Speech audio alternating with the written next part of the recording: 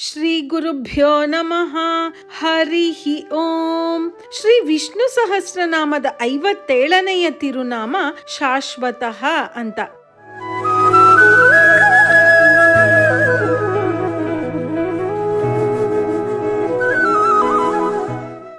ಭೃಗು ಮಹರ್ಷಿಗಳಿಗೆ ಒಂದು ಆಸೆ, ಮಹಾಲಕ್ಷ್ಮಿಯನ್ನೇ ಮಗಳಾಗಿ ಪಡೆಯಬೇಕು, ಮಹಾವಿಷ್ಣುವನ್ನೇ ಅಳಿಯನನ್ನಾಗಿ ಮಾಡಿಕೊಳ್ಳಬೇಕು ಅಂತ ಅವರಿಗೆ ತುಂಬಾ ಆಸೆ. ಯಾಕೆ ಈ ಆಸೆ ಬಂತು ಅವರಿಗೆ ಅಂದ್ರೆ, ಹಾಲಿನ ಕಡಲನ್ನು ಮಂಥನ ಮಾಡುವಾಗ ಭೃಗು ಮಹರ್ಷಿಯು ಅಲ್ಲಿಯೇ ಇರ್ತಾರೆ. ಹಾಲಿನ ಕಡಲಿನಿಂದ ಮಹಾಲಕ್ಷ್ಮಿ ಉದ್ಭವವಾಗ್ತಾಳೆ. ಮಹಾಲಕ್ಷ್ಮಿಗೆ ಅಲ್ಲಿಯೇ ಸ್ವಯಂವರ ಕೂಡ ಏರ್ಪಾಡಾಗತ್ತೆ. ಆ ಸ್ವಯಂವರದಲ್ಲಿ ಶ್ರೀಮನ್ ನಾರಾಯಣನನ್ನು ತನ್ನ ಮಧುಮಗನಾಗಿ ಆರಿಸಿಕೊಳ್ತಾಳೆ ಮಹಾಲಕ್ಷ್ಮಿ. ಅಷ್ಟೇ ಅಲ್ಲ, ಅಲ್ಲಿಯೇ ಶ್ರೀಮನ್ ನಾರಾಯಣನ ಕೊರಳಿಗೆ ಮಾಲೆಯನ್ನು ಹಾಕಿ ಆ ಭಗವಂತನ ಹೃದಯ ಸಿಂಹಾಸನವನ್ನು ಏರಿ ಅಲ್ಲಿಯೇ ನೆಲೆಸುತ್ತಾಳೆ. ಪರಾಶರ ಭಟ್ಟರು ತಮ್ಮ ಕಾವ್ಯದಲ್ಲಿ ಇದನ್ನು ಚೆನ್ನಾಗಿ ವರ್ಣನೆ ಮಾಡ್ತಾರೆ. ಡೋಲಾತೆ ವನಮಾಲಯ ಅಂತ. ಅದುವರೆವಿಗೂ ಆ ಭಗವಂತನ ಕೊರಳಲ್ಲಿ ಇದ್ದ ವನಮಾಲೆ ಮಹಾಲಕ್ಷ್ಮಿ ಏರಿ ಅಲ್ಲಿಯೇ ಕುಳಿತ ನಂತರ ಆ ಮಹಾಲಕ್ಷ್ಮಿಗೆ ಉಯ್ಯಾಲೆಯಾಗಿ ಬದಲಾಯಿತು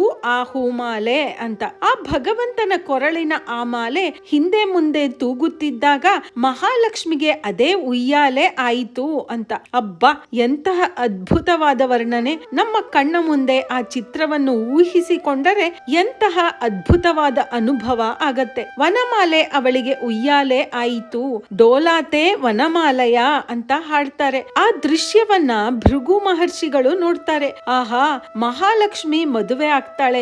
ಈ ಸಮುದ್ರ ರಾಜ, ಕಡಲಿನ ಅರಸ ಆ ಭಗವಂತನಿಗೆ ಹೆಣ್ಣು ಕೊಟ್ಟ ಮಾವನಾದ. ಆಗ ಭೃಗು ಮಹರ್ಷಿಗೆ ಅನ್ನಿಸತ್ತೆ, ಮಹಾಲಕ್ಷ್ಮಿಯನ್ನು ಮಗಳಾಗಿ ಪಡೆದ ಆ ಸಮುದ್ರ ರಾಜನೇ ಧನ್ಯ ಅಂತ. ಆಗ ಭೃಗು ಮಹರ್ಷಿಗಳು ಅಂದುಕೊಳ್ತಾರೆ, ಆ ಮಹಾಲಕ್ಷ್ಮಿ ನನಗೂ ಮಗಳಾಗಿ ಹುಟ್ಟಿ ನಾನು ಆ ಮಗಳನ್ನು ಆ ಪರಮಾತ್ಮನಿಗೆ ಕನ್ಯಾದಾನ ಮಾಡಿಕೊಟ್ಟರೆ ಎಷ್ಟು ಚೆನ್ನಾಗಿರತ್ತೆ ಅಂತ ತಮ್ಮ ಆಸೆಯನ್ನು ಮಹಾಲಕ್ಷ್ಮಿಗೆ ಕೂಡ ತಿಳಿಸುತ್ತಾರೆ ಭೃಗು ಮಹರ್ಷಿಗಳು. ಭೃಗು ಮಹರ್ಷಿಗಳಿಗೆ ಅನುಗ್ರಹ ಮಾಡುವುದಕ್ಕಾಗಿಯೇ ಭೃಗು ಮಹರ್ಷಿಯ ಮಗಳಾಗಿ ಭಾರ್ಗವಿ ಅನ್ನುವ ತಿರುನಾಮದಲ್ಲಿ ಮಹಾಲಕ್ಷ್ಮಿ ಅವತಾರ ಮಾಡ್ತಾಳೆ. ಭಾರ್ಗವಿಯಾಗಿ ಅವತರಿಸಿದ ಮಹಾಲಕ್ಷ್ಮಿಯನ್ನು ಆ ಪರಮಾತ್ಮನಿಗೆ ಭೃಗು ಮಹರ್ಷಿಗಳು ಕನ್ಯಾದಾನ ಮಾಡಿಕೊಟ್ಟು ಆ ಭಗವಂತನಿಗೆ ಹೆಣ್ಣು ಕೊಟ್ಟ ಮಾವನಾದರು ಅನ್ನುವುದು ಚರಿತ್ರೆ. ಇಷ್ಟು ದಿನ ನನ್ನನ್ನು ಬೆಳೆಸಿದ ಭೃಗು ಮಹರ್ಷಿಗೆ ಏನಾದರೂ ಒಳ್ಳೆಯದು ಮಾಡಬೇಕು ಅಂತ ಅಂದುಕೊಂಡ ಭಾರ್ಗವಿ ದೇವಿ ಒಂದು ಚಿನ್ನದ ಕೋಟೆ, ಬಂಗಾರದಿಂದಲೇ ತಯಾರಿಸಿದಂತಹ ಒಂದು ಕೋಟೆಯನ್ನ ಭೃಗು ಮಹರ್ಷಿಗಳಿಗೆ ಕೊಡ್ತಾಳೆ ಮಹಾಲಕ್ಷ್ಮಿ. ಒಂದು ಬಿಲ್ಡಿಂಗ್ ಅನ್ನ ಕಟ್ಟಬೇಕಂದ್ರೆ ಸಿಮೆಂಟು, ಇಟ್ಟಿಗೆಗಳಿಂದ ಕಟ್ತಾರೆ. ಜಪಾನಿನಲ್ಲಿ ಮರದಿಂದ ಮನೆ ಕಟ್ತಾರೆ.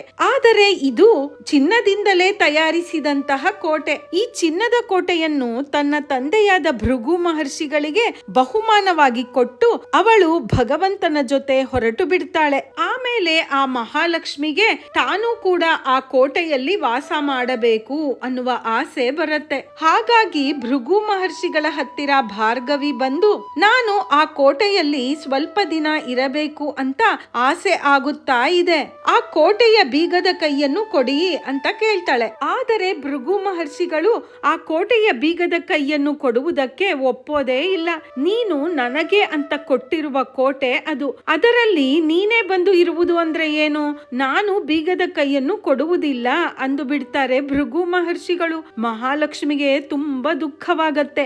ಅದೇ ದುಃಖದಲ್ಲಿ ಬಂದು ಭಗವಂತನ ಹತ್ತಿರ ಎಲ್ಲವನ್ನು ಹೇಳ್ತಾಳೆ. ಭೃಗುವಿಗೆ ಅನುಗ್ರಹ ಮಾಡುವುದಕ್ಕೆ ತಾನೆ ನಾನು ಹೋಗಿ ಅವರ ಮಗಳಾಗಿ ಹುಟ್ಟಿದೆ. ನೀವು ನನ್ನನ್ನು ಮದುವೆ ಆಗಿ ಅವರಿಗೆ ಅಳಿಯ ಕೂಡ ಆದಿರಿ. ಈಗ ನೋಡಿದ್ರೆ ನಾನು ಅವರಿಗೆ ಕೊಟ್ಟ ಮಾಳಿಗೆ, ಆ ಕೋಟೆಯ ಬೀಗದ ಕೈಯನ್ನು ನನಗೆ ಕೊಡೋದಿಲ್ಲ ಅನ್ನುತ್ತಾರೆ ಅಂತಾಳೆ ಮಹಾಲಕ್ಷ್ಮಿ. ಆಗ ಆ ಪರಮಾತ್ಮ ಹೇಳ್ತಾನೆ, ನೀನು ಇನ್ನು ಕೇಳಲೇ ಬೇಡ, ಅದನ್ನು ಬಿಟ್ಟು ಬಿಡು. ನಾನು ಕೇಳುವ ಸನ್ನಿಧಾನದಲ್ಲಿ ಕೇಳ್ತೀನಿ, ಇನ್ನು ಆ ವಿಷಯವನ್ನ ನಾನು ನೋಡಿಕೊಳ್ತೀನಿ ಅಂತ ಮಹಾಲಕ್ಷ್ಮಿಗೆ ಸಮಾಧಾನ ಮಾಡಿ ಭೃಗು ಮಹರ್ಷಿಗಳ ಹತ್ತಿರ ಬರುತ್ತಾನೆ ಆ ಭಗವಂತ. ಆ ಮಹಾವಿಷ್ಣು ಭೃಗು ಮಹರ್ಷಿಗಳಿಗೆ ಹೇಳುತ್ತಾನೆ, ಏನು ಸ್ವಾಮಿ, ನೀವು ಆ ಕೋಟೆಯ ಬೀಗದ ಕೈಯನ್ನು ನಿಮ್ಮ ಮಗಳಿಗೆ ಕೊಡೋದಿಲ್ಲ ಅನ್ನುತ್ತೀರಲ್ಲ, ಇದು ಸರಿಯೇ? ಬೀಗದ ಕೈಯನ್ನು ಕೊಟ್ಟರೆ ನಿಮಗೇನು ನಷ್ಟ ಅಂತ ಬುದ್ಧಿವಾದ ಹೇಳ್ತಾನೆ ಭಗವಂತ. ಆದರೆ ಭೃಗುವಿಗೆ ಈಗ ಕೋಪ ಜಾಸ್ತಿ ಆಯ್ತು. ಆ ಕೋಪದಲ್ಲಿ ಪರಮಾತ್ಮನಿಗೆ ಶಾಪ ಕೊಟ್ಟು ಬಿಡ್ತಾರೆ. ನೀನು ನನಗೆ ಬುದ್ಧಿ ಮಾತು ಹೇಳೋದಾ? ನೀನು ನಾರಾಯಣ, ಪರಮ ಪುರುಷ, ದೇವಾದಿದೇವ, ಮನುಷ್ಯರ ಕಷ್ಟ ಏನು ಅಂತ ನಿನಗೇನು ಗೊತ್ತು? ಇಲ್ಲಿ ಬಂದು ಬುದ್ಧಿವಾದ ಹೇಳೋದು ತುಂಬಾ ಸುಲಭ. ನೀನು ನನಗೆ ಅಡ್ವೈಸ್ ಮಾಡಬೇಕು ಅಂದ್ರೆ ಒಬ್ಬ ಮನುಷ್ಯನ ಕಷ್ಟ ಏನು ಅಂತ ನೀನು ಮೊದಲು ಅರ್ಥ ಮಾಡಿಕೊಳ್ಳಬೇಕು. ನಿನಗೆ ಮೊದಲು ಅರ್ಥವಾಗಬೇಕು. ನೀನು ಯಾವಾಗ ರಿಯಲೈಸ್ ಮಾಡಿಕೊಳ್ಳೋದು? ನೀನು ಭೂಮಿಯಲ್ಲಿ ಮನುಷ್ಯನಾಗಿ ಹುಟ್ಟಿ ಬಂದರೇನೆ ಆ ಕಷ್ಟ ನಿನಗೆ ಅರ್ಥವಾಗೋದು. ಆದ್ದರಿಂದ ನೀನು ಭೂಮಿಯ ಮೇಲೆ ಬಹಳಷ್ಟು ಬಾರಿ ಮನುಷ್ಯನಾಗಿ ಹುಟ್ಟಬೇಕು ಅಂತ ಭೃಗು ಮಹರ್ಷಿಗಳು ಭಗವಂತನಿಗೆ ಶಾಪ ಕೊಡ್ತಾರೆ. ಆ ಋಷಿಗಳ ಶಾಪ ಭಗವಂತನಿಗೆ ಏನಾದ್ರೂ ಮಾಡುತ್ತಾ ಅಂದ್ರೆ ಏನು ಮಾಡೋದಿಲ್ಲ. ಯಾಕೆ ಅಂದ್ರೆ ಅವನು ಪರಮ ಪುರುಷ, ದೇವಾದಿದೇವ, ಶ್ರೀಮನ್ ನಾರಾಯಣ, ಆದಿದೇವ. ಆ ಭಗವಂತನಿಗೆ ಯಾರ ಶಾಪವು ಏನೂ ಮಾಡೋದಿಲ್ಲ. ಆದರೆ ಆ ಭಗವಂತನ ಯೋಚನೆ, ಅನಿಸಿಕೆ ಹೇಗೆ ಇರತ್ತೆ ಅಂದ್ರೆ ತಾನು ಸೋತರೂ ಪರವಾಗಿಲ್ಲ, ತನ್ನ ಭಕ್ತರು ಗೆಲ್ಲಬೇಕು ಅನ್ನುವುದೇ ಆ ಭಗವಂತನ ಇಷ್ಟ. ಭಕ್ತರು ಜಯಿಸುವುದೇ ಅವನಿಗೆ ತುಂಬಾ ಮುಖ್ಯ.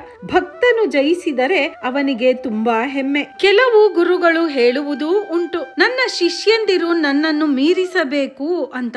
ಹಾಗೆ ಹೇಳುವವರೇ ನಿಜವಾದ ಗುರುಗಳು ತಾನೆ. ಹಾಗೆಯೇ ತಮ್ಮ ಭಕ್ತರ ಗೆಲುವಿನಲ್ಲಿ ತನ್ನ ಗೆಲುವಿಗಿಂತಲೂ ಹೆಚ್ಚು ಸಂತೋಷ ಪಡುವವನು ಆ ಭಗವಂತ.